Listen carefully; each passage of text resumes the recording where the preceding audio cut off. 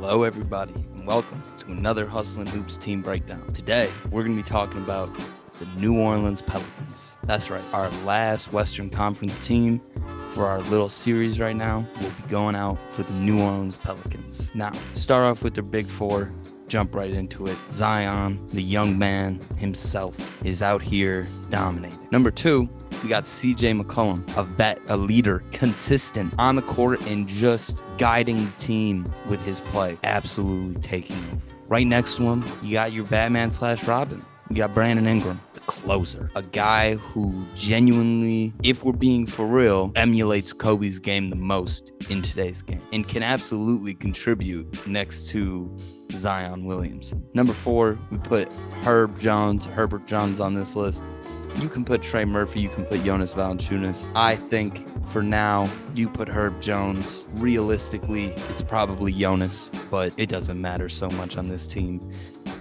This team has very solidified roles, so the hierarchy is pretty clear. Now, to jump right into it, New Orleans Pelicans are 18-9, first in the West. They are fifth in points per game at 117, ninth in opponent points per game at 111.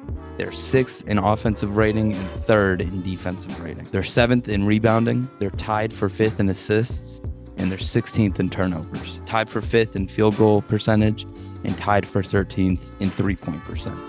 This team gets their buckets in the paint, in the restricted area, and, from two-pointers. Now, less than 7 points per game come from the mid-range. So realistically, with almost 50 points per game coming from in the paint, the New Orleans Pelicans are truly an inside-out team. As a team, they also allow the third least three-pointers per game, three-pointer attempts per game, and opponents shoot the third worst against the Pelicans from three, and eighth worst from field goal. So, the Pelicans defense is comprised of a couple different pieces. Right now, primarily being Herb Jones, Trey Murphy, Larry Nance Jr., Jose Alvarado, and Zion Williamson's athleticism. They don't often go under screens. They are an excellent contesting three-point team, and they just have the proper players. They have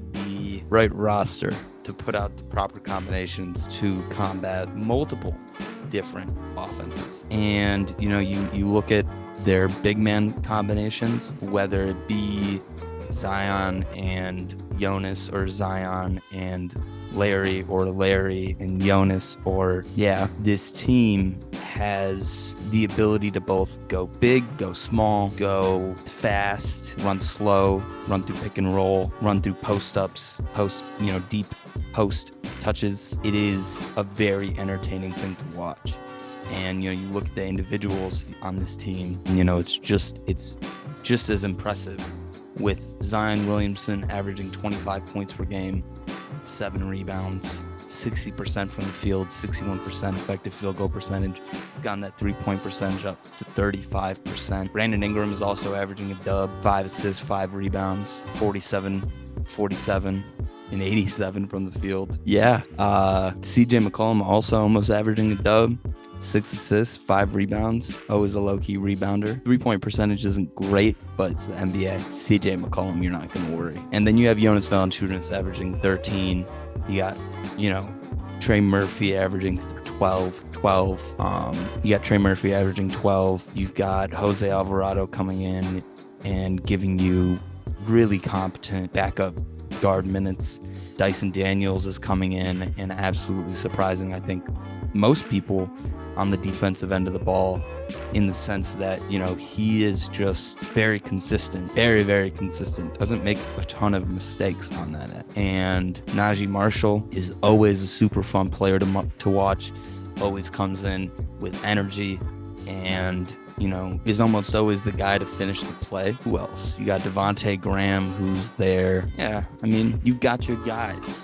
And, Dyson Daniels, from shooting 47% from non-corners, 38% overall from three. Brandon Ingram is shooting 47% from fucking three, 57% on corners. Now, Herb Jones is having his struggles on the offensive end of the ball, but, I don't sit here and pretend like players who are that elite on the defensive end of the ball have to find an offensive game this quickly, especially on a team like this. Now, Pelicans are third in post-up frequency at 7.3% and 0.95 post-up points per possession. Pelicans make their money on the inside, and they are top 5 in paint touch points, post touch points, elbow touch points at 22.4 for paint touch points, 6.1 for post touch points, and 7.5 for elbow touch points. They're shooting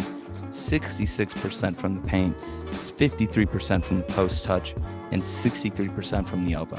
That is absolutely ridiculous. We looked at the Boston Celtics last week, and they were just dominating from the three-point line. This team is killing you on the inside, killing you. And that could be, through their 10 post-ups a game, which is, seems not like much, seems like it's not much. But, you look at their percentage of points in the paint, 101.3% of their points come in the paint, according to NBA.com. They are 14th in drives per game at 47.2. They shoot 50% on those drives, which, heard someone say, I think it was Pee Wee, that he likes 8 out of 10. They are 6th in passes made. So, they are out here moving the ball well. But let's get into what we're really here for. The deep dive into Zion. Now, there are a lot of aspects of Zion's game that I want to talk about, but let's just keep it to 4 things today. Try to keep it short and sweet. So, to start off, it's Zion. How much do I have to explain the fact that Zion dominates in the post? 95th percentile in total post frequency, 94th percentile in post-up impact for 75, 95th percentile in stable post-up points per possession. Zion is gonna just barrel through guys all game long. And, that could be through the post-up, but it also could be, through the drives, with him being in the 95th percentile in drives per 75 and the 99th percentile in total shots at the rim per 75. Zion will make his presence at the rim known. Now, will other teams respect that or, respond to that? Absolutely. Absolutely. He's in the 8th percentile in rim shot quality.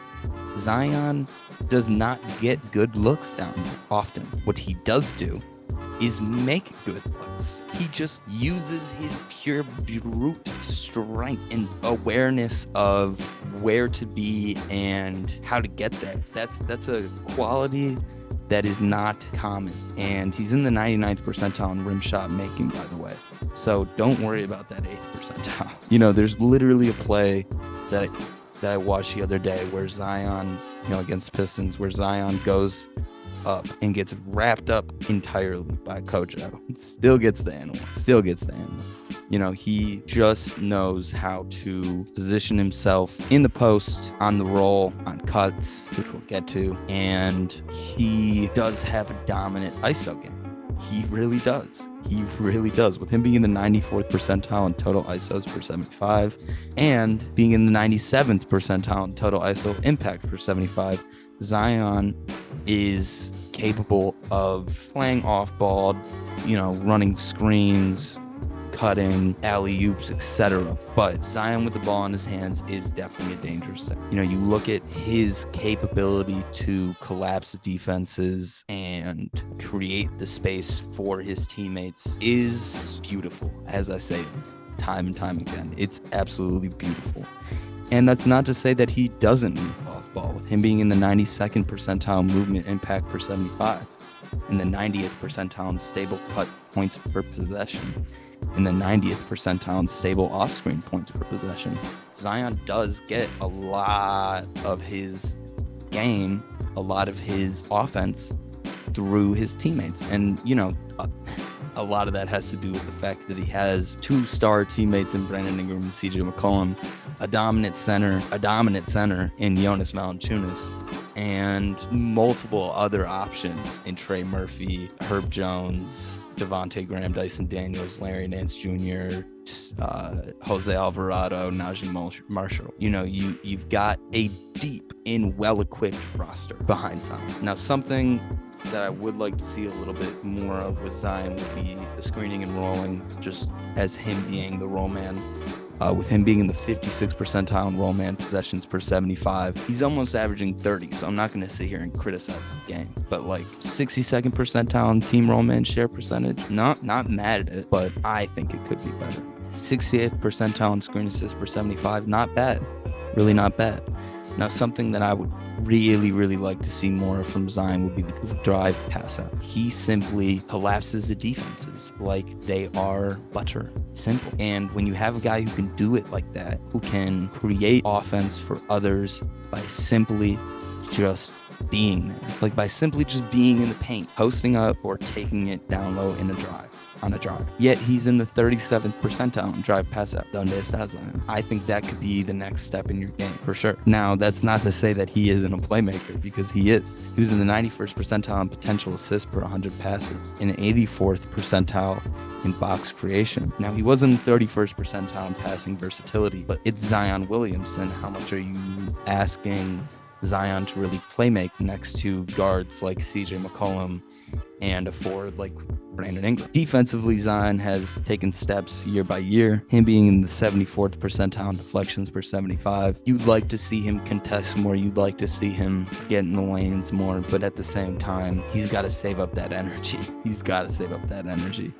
And, you see that in him being in the 45th percentile in defensive miles per 75 and the 35th percentile in three-point contests per 75. Zion, however, was in the 89th percentile in contested defensive rebound percentage, which is always a really nice way to see whether or not someone is grabbing those difficult boards. And he was also in the 90th percentile in rim defensive field goal percentage versus expected percentage. Zion truly does have the capability of keeping you from scoring no matter what. If you are on the drive, like if Zion is running after you, for example, and you're trying to get a layup or a dunk, good luck, because he will space that out and jump when he needs to exactly at the right time and block the shit out of your shot. And it is so much fun to watch. But breakdown wise, that's all I got. I think this team had so much potential. They're so early on in their process, yet they have made so many steps towards being a genuine competitive team that this year I wouldn't be surprised if they make it to the conference finals. Or actually, I should say, I wouldn't be surprised if I see this team versus the Dallas Mavericks and the Cleveland Cavaliers versus the Boston Celtics. Let me know what y'all thought. Argue. Let me know I'm stupid. Tell me to shut up, because I'm going to keep going. Peace. I'll take it like with the two.